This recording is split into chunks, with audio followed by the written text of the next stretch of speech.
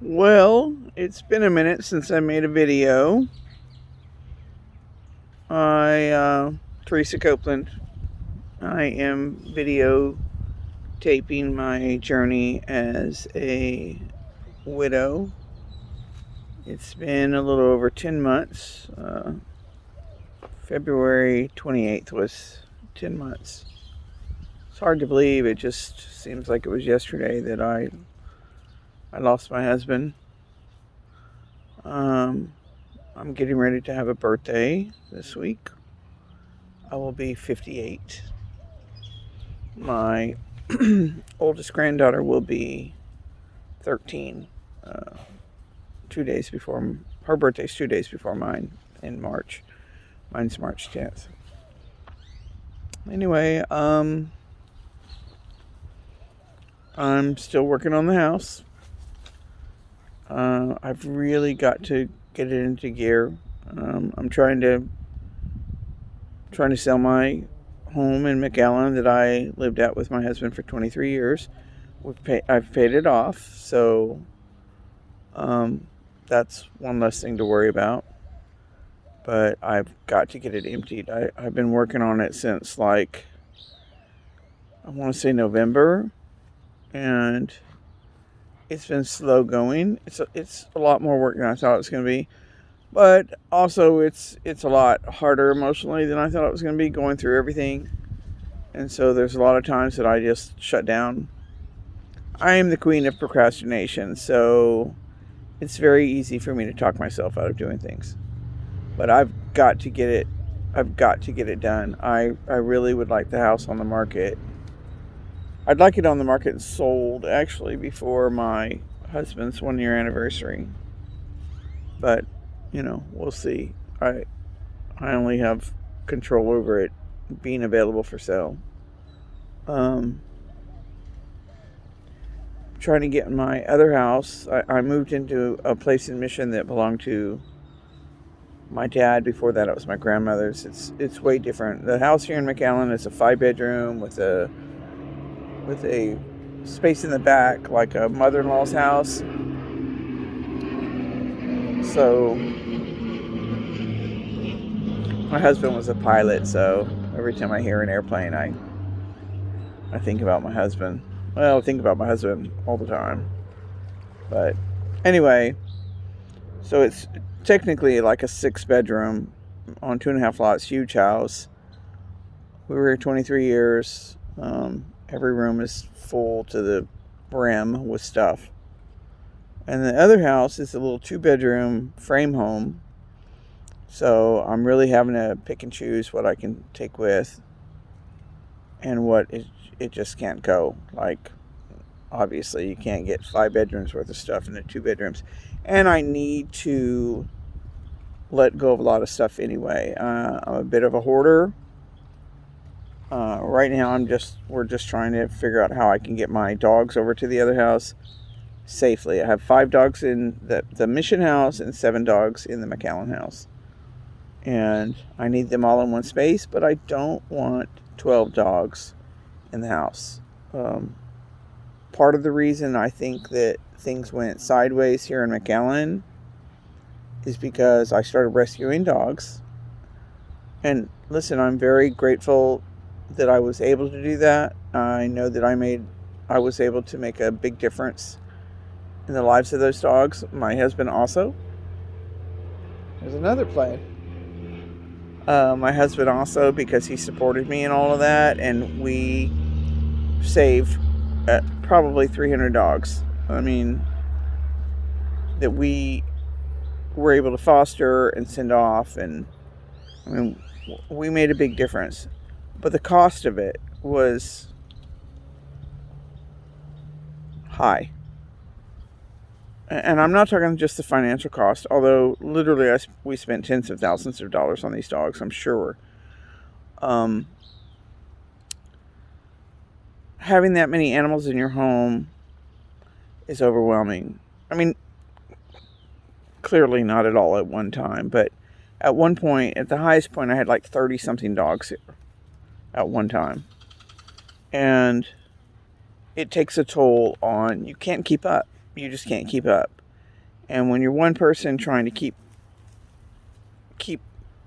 all of that together, and your husband's disabled, at some point you just say, "Uncle," and that's exactly what happened to me.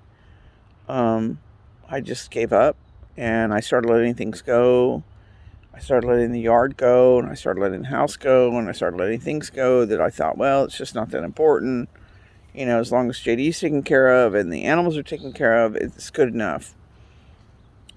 And I don't want to live like that again. I don't want 12 animals in my house. I don't want to have to come home and worry that there's pee or poop or they've tore something up, or I can't do it. When you lose your spouse, we were together for 35 years. As I've mentioned, I'm 57. So I was 22 when we got together. I was 22. I had 2 kids, and I basically grew up with my husband. Right? We had 2 more children. So I've mentioned this before. I've always been a part of an us. Either, when my first husband and I split up, I had the 2 children, so I was part of a threesome, me and my 2 boys. And then I met JD, and now I'm a foursome, and then we had 2 more children, and then the kids all move away, and it's just back to me and JD, which is fine, because we're back to just being us, and that's okay. And when he passed, now all of a sudden I'm solo. My kids have all moved on. They have their own families. They're doing their own thing, as they should. And I have no freaking clue who I am, I've spent the last 10 years being a caregiver to my husband. I've rescued all these animals. I've been a rescuer. I was very involved in the auxiliary, the American Legion Auxiliary. I was moving up. I became state president. And now I'm just like, who the hell am I? And moving into this little house, I'm kind of finding that again. And although I don't know really what I want, I know what I don't want. And I don't want to go back to being the person that just kind of gave up and said, that's not as important as it was. It is. You've got to have a little bit of order in your life, because it's nothing but chaos. Once you lose somebody, your emotions are up and down. I have no control over my emotions, which is very frustrating, because I typically do. I have no control over my emotions. I don't know what's going to set me off. I don't know what's going to make me cry. I just don't know. So I've lost control there. Having to move, the financial situations that I find myself in, some of it was in my control, some of it not. So you really need to grasp onto the things that are in your control. And having my house in order and tidy, and not having to worry about a bunch of animals that I love destroying my new space, that is within my control. So that's what I'm working on, is to make that a safe. It's a priority, but it needs to be safe for them. So that's where I'm at. But if you find yourself as a new widower, you're going to find that you got to figure out who you are. Like, you got to figure out what's important to you, and you don't know. Like, it's been hard. It's been hard. And again, I'm the queen of procrastination, so I can easily talk myself out of, I'm going to do X, Y, and Z. These are my plans. And then I tell myself, well, it's too hard. It's too hard physically or too hard emotionally. I'm just not going to do it. And It's very easy for me to convince myself that I don't need to do that. So anyway, the struggle is real. I'm trying so hard to make myself stay focused. I have these conversations with myself constantly and consistently. You've got to do X, Y, and Z, Teresa. Put on your big girl panties and do it. And I convince myself, and then I show up here to the house in McAllen in my head, I'm going to do X, Y, and Z. And I walk in and I just feel like I'm so overwhelmed and drowning that I'll go, oh, maybe a tea sounds good, or maybe I'll wait till tomorrow, or maybe I don't feel good, or whatever it is. I can easily talk myself out of doing anything. So it's hard. And all I can say is, good luck. Try to stay focused. Don't let yourself get super distracted, because it's easy.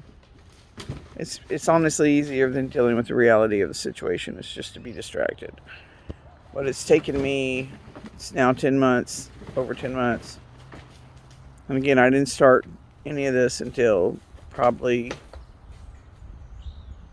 November. And I just thought things would be easier, and it's not. So if you're in this journey and finding yourself very distracted or very unfocused or no motivation to change what you can, trust me, I completely understand. And my words of encouragement to you are, as